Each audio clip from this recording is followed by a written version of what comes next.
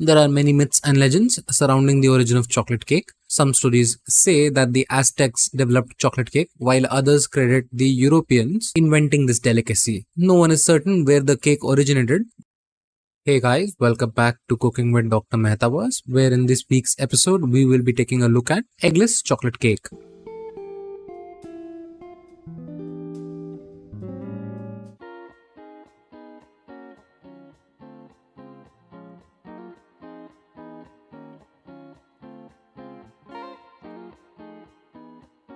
So, chocolate cake. Is there anything more I need to add for it? This recipe is going to be a gooey, dense, rich chocolate cake. A beautiful sponge of chocolate with a good icing in between and on top.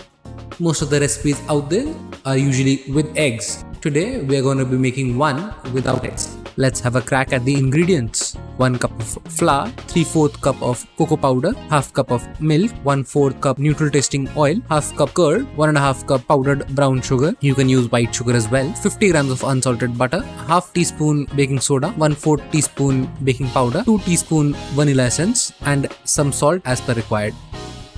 First, we mix our ingredients in a large bowl.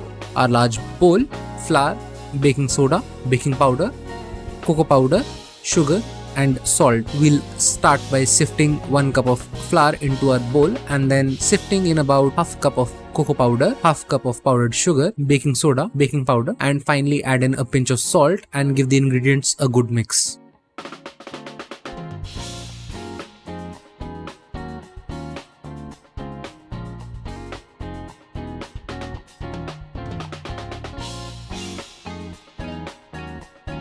Now that we're done with the dry mix, we can prepare our wet ingredients. Our medium bowl: milk, oil, curd, and vanilla essence.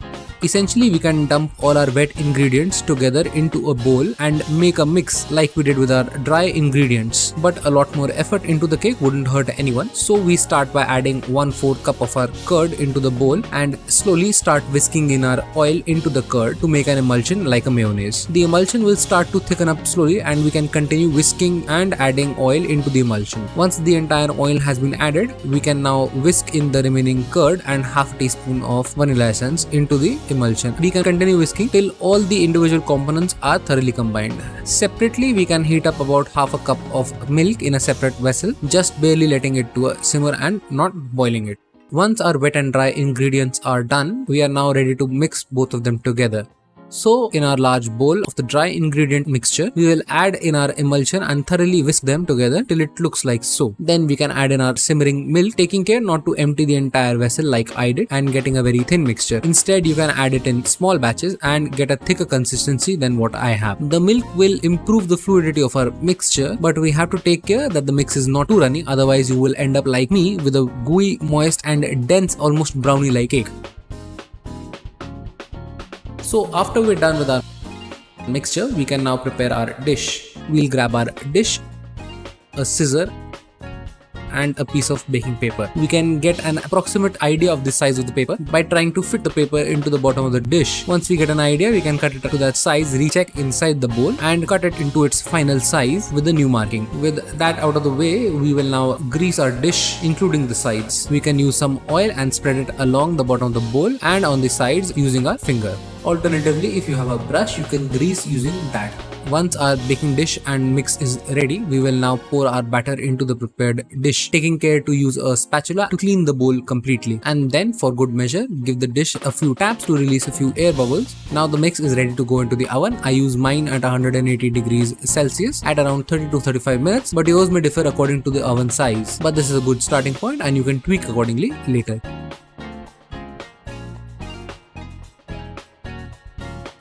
With our cake finally baking in the oven, we can now start with our frosting. By the time our cake bakes, our frosting would be ready and we can just skip to frosting the cake once it cools down. We take our medium bowl, 1 cup powdered sugar, 1/4 cup cocoa powder, another medium bowl and 50 grams of softened room temperature unsalted butter. We start by mixing our powdered sugar and cocoa powder into one bowl and whisking our room temperature butter in the other, slowly adding in part by part the powdery sugar mixture into the whisked butter until the entire mix is incorporated into the butter and it looks like so. In case you have a thicker mixture due to adding in a lot more powder, you can thin it out using milk, taking care to add it in bit by bit.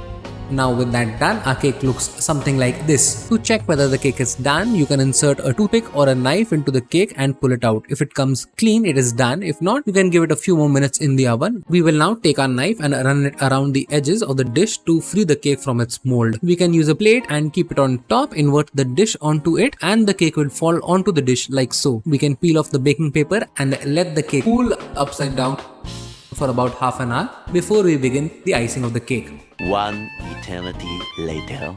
So we can now cut the cake in half and begin with the icing. Taking a bread knife, we can split open the cake horizontally into two halves, which we will separate and keep, and put our icing on the bottom half and try to spread it as evenly as possible. Once we're done, we will now overturn our top half back onto the iced bottom and repeat the procedure once more, this time applying evenly on the sides of the cake as well.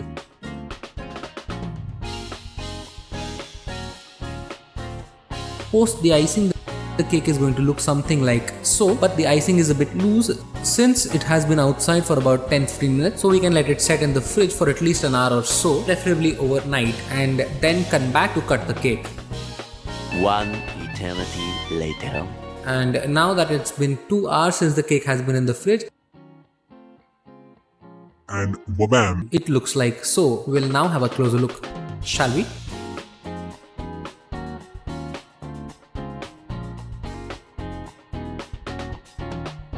Now I, for one, am not a master cake designer. As a bachelor or someone who's making the cake for the first time, it looks like a pretty solid attempt. Now let's have a look at the cross section, shall we?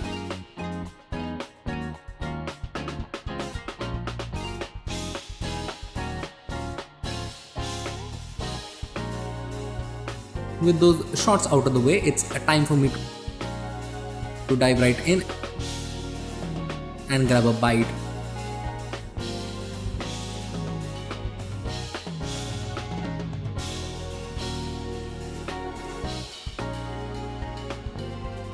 It's amazing. It's a mouth-melting chocolate cake recipe, and probably you can look at the excitement with which I am eating. And it's definitely going to be joining the Clean Plate Club right in front of your eyes. Thanks for watching, folks. I'll enjoy this.